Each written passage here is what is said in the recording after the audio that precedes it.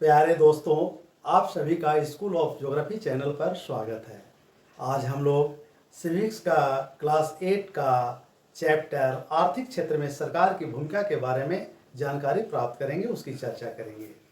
आर्थिक क्षेत्र में सरकार की भूमिका हम लोग पहले के क्लासेज में आजीविका और बाजार जैसी आर्थिक गतिविधियों की चर्चा कर चुके हैं।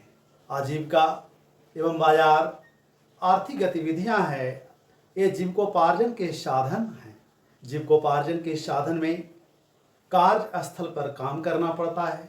कार्यस्थल पर कार्य करने में कई प्रकार के शोषण का सामना करना पड़ता है, जिसमें मानसिक शोषण, आर्थिक शोषण, शारीरिक शोषण आदि का सामना करना पड़ता है। मानसिक शोषण में कम पैसे में अधिक समय तक काम करवाया जाता है। आर्थिक शोषण कम मजदूरी दी जाती है। शारीरिक शोषण अधिक से अधिक समय तक घंटों तक काम करवाया जाता है। बच्चों से भी कार्य कराया जाता है। इसके लिए यद्यपि कानून बने हुए हैं, फिर भी इस प्रकार के शोषण किए जाते हैं। बाजार के अंतर्गत कई प्रकार के समस्याओं का सामना आम जनता को करना पड़ता है, जैसे मुनाफा कमाने के लिए ऊंची कीमत पर वस्तुओं को बेचना, वस्तुओं की जमाखोरी करना तथा वस्तुओं में मिलावट करना। ये सब ऊंची कीमत और लाभ कमाने के लिए मुख्य रूप से किया जाता है। तो इन आर्थिक गतिविधियों की चर्चा हम लोग पिछले कक्षाओं में कर चुके हैं।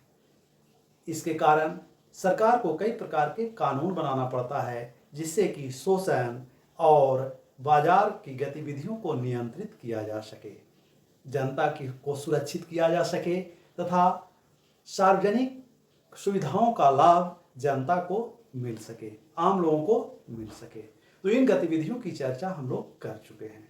आज इस वीडियो और आगे के वीडियो में हम लोग सार्वजनिक क्षेत्र में सरकार द्वारा किए जा रहे कार्य, जिसे जन सुविधाएं कहते हैं, उसकी चर्चा करेंगे। सरकार सार्वजनिक सुविधाओं को जनता को उपलब्ध कराने के लिए कई प्रकार की कानून बनाती है।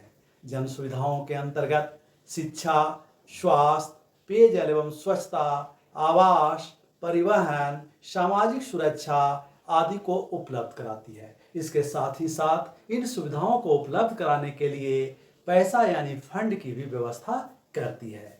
तो आइए इस वीडियो के माध्यम से हम लोग जन सुविधाओं में शिक्षा और स्वास्थ्य की चर्चा करते हैं। आगे के वीडियो में शिक्षा स्वास्थ्य के बाद आवास, परिवहन, स्वच्छता, पेयजल आदि की चर्चा करेंगे। तो सबसे पहले जानेंगे कि जन सुविधा क्या है। जन सुविधा जनता की सार्वजनिक सुविधाओं को कहते हैं, जिसका उदाहरण हम अभी देख रहे थे, शिक्षा, स्वास्थ्य, आवास, परिवहन आदि के रूप में।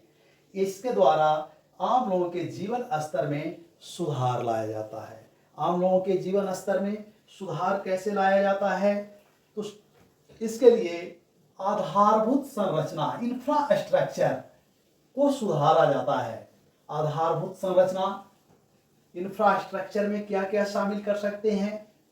तो इंफ्रास्ट्रक्चर में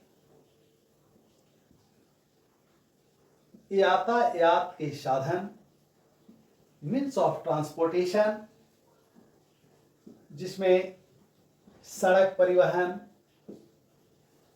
रोडवेज, रेल परिवहन, रेलवेज, जल परिवहन, वाटरवेज, वायु परिवहन, एयरवेज आदि को शामिल करते हैं। तो यातायात के साधन, संचार जिसका एक उदाहरण हम लोग टेलीफोन, रेडियो, दूरदर्शन आदि के रूप में देखते हैं। मोबाइल से आप लोग परिचित होंगे, यह संचार का साधन है। और आधारभूत संरचना में ऊर्जा अर्थात जैसे हम लोग सब बिजली यानी विद्युत से परिचित हैं, यह ऊर्जा का रूप है। ऊर्जा, स्वच्छता, सामाजिक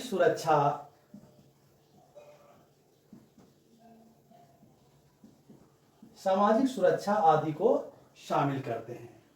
इन आधारभूत सुविधाओं का विकास जन सुविधा को यानी आम लोगों को अधिक से अधिक सुविधा मिले, इसके लिए किया जाता है।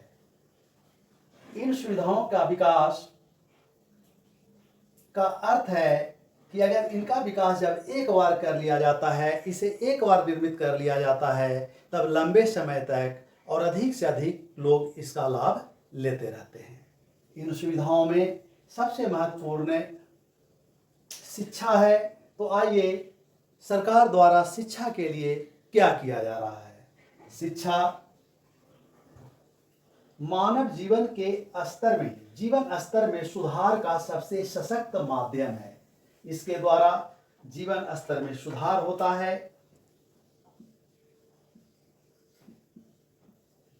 सामाजिक भेदभाव में कमी आती है। शिक्षा से कई प्रकार के लाभ होते हैं, जैसे आर्थिक विकास तीव्र होता है, सामाजिक विकास तीव्र होता है। तो इस तरह से किसी भी समाज अथवा राष्ट्र के समग्र विकास के लिए, समेकित विकास के लिए शिक्षा का विकास अत्यंत आवश्यक है। इसके लिए सरकार द्वारा एवं निजी क्षेत्र द्वारा प्रयास किए जाते हैं, विद्यालय चलाए जाते हैं, विद्यालय तक बच्चों को लाया जाता है। अब चूंकि निजी क्षेत्र में शिक्षा अधिक महंगा है, सभी लोग वहाँ तक नहीं पहुँच पाते हैं, इसलिए सरकार का दायित्व सबको शिक्षित करने के लिए और ज़्यादा बढ़ जाता है। इसी कारण से सरकार सबको शिक्षित करे, शिक्षा के महत्व को बताती है, इसके लिए कई प्रकार के कार्यक्रम को चलाती है। इसके लिए पूर्व से चली आ रही सर्व शिक्षा अभियान एक व्यापक कार्यक्रम रहा है, जिसे अब समग्र शिक्षा का नाम दे दिया गया है। उसी तरह से सबको शिक्षा मिले, इसके लिए 2009 ईस्वी में संविधान में संशोधन किया गया और संविधान में संशोधन कर संविधान के अनुच्छेद 21A में शिक्षा को मौलिक अधिकार फंडामेंटल राइट के रूप में शामिल किया गया है, जिसमें 14 वर्ष तक के उम्र के सभी बच्चों को निःशुल्क और अनिवार्य शिक्षा की व्यवस्था की गई है। साथ में मौलिक कर्तव्य में भी यह जोड़ा गया कि प्रत्येक अभिभावक का यह दायित्व होगा कि वह अपने बच्चों को स्कूल तक पहुंचाने की व्यवस्था करें। बच्चों को स्वस्थ रखना जरूरी है, अतः बच्चों को स्कूल में मिड डे मील के माध्यम से, मध्याह्न भोजन के माध्यम से उचित पोषाहार की व्यवस्था की गई है। तो इस तरह से शिक्षित समाज एक सशक्त राष्ट्र के निर्माण में महत्वपूर्ण भूमिका निभाती है। अतः सार्वजनिक सुविधा में, जन सुविधा में शिक्षा का सबसे महत्वपूर्ण स्थान है और इसके लिए सरकार विभिन्न कार्यक्रमों के द्वारा, विभिन्न प्रकार के उपायों के द्वारा समाज को शिक्षित करने का प्रयास करती है। शिक्षा के बाद दूसरा सबसे महत्वपूर्ण जन सुविधा स्वास्थ्य है। स्वस्थ व्यक्ति ही स्वस्थ समाज और स्वस्थ राष्ट्र का निर्माण कर सकता है। इसलिए शिक्षा के साथ साथ स्वास्थ्य क्षेत्र पर भी सरकार सबसे अधिक ध्यान देती है।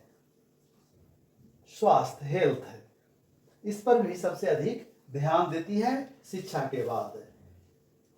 स्वास्थ्य का तात्पर्य है कि कोई भी व्यक्ति मानसिक और शारीरिक दोनों रूप से स्वस्थ हो। अगर कोई व्यक्ति शारीरिक रूप से स्वस्थ है तो उसे मानसिक रूप से भी स्वस्थ होना चाहिए, और अगर कोई मानसिक रूप से स्वस्थ है तो उसे शारीरिक रूप से स्वस्थ और दक्ष होना चाहिए, तभी कोई काम वह ठीक से कर सकता है। और स्वास्थ्य के क्षेत्र में सरकार हॉस्पिटल खोलती है, अस्पताल खोलती है, वहाँ समाज के सबसे निचले पायदान पर, सबसे निचले स्तर पर जीने वाले लोगों को भी मुफ्त में इलाज की व्यवस्था करती है।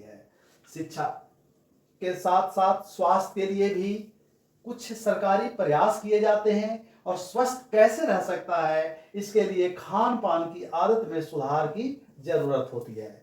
खान पान की आदत, वातावरण का प्रभाव, आनुवंशिक कारक,